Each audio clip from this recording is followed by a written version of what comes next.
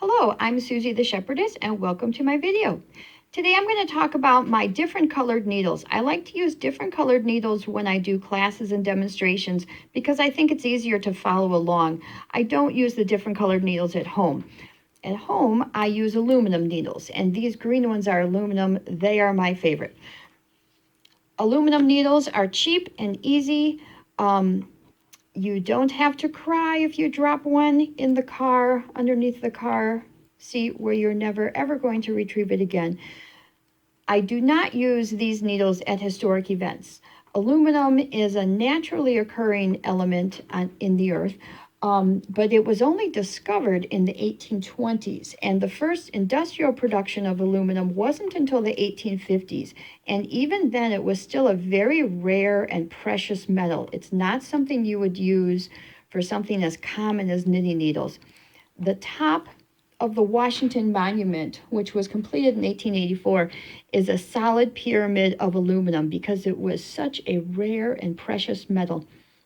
Then in the late 1880s, they developed a cheaper and faster and easier way of extracting aluminum. And now it's not a rare and precious metal.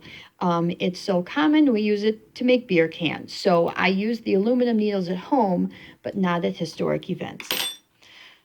The brown needles are made out of milk protein, and these are my least favorite needles. They have a lot of bounce to them, and I just don't like that. These were made in the early 2000s. I don't think they are available anymore. This was a short fad as a way to support dairy farmers without actually eating dairy products.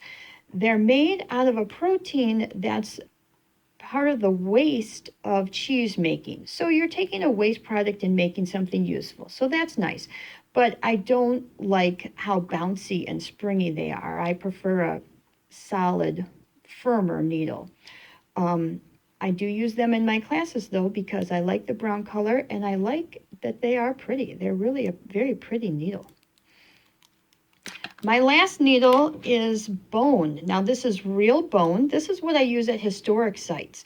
They're very, very pretty. They're very, very smooth. They're very, very slippery.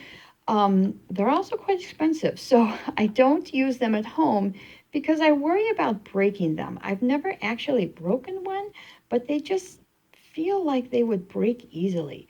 So this is what I use at historic events when I'm knitting at a museum or a historic site, but not what I use for my everyday needles at home. They are very pretty.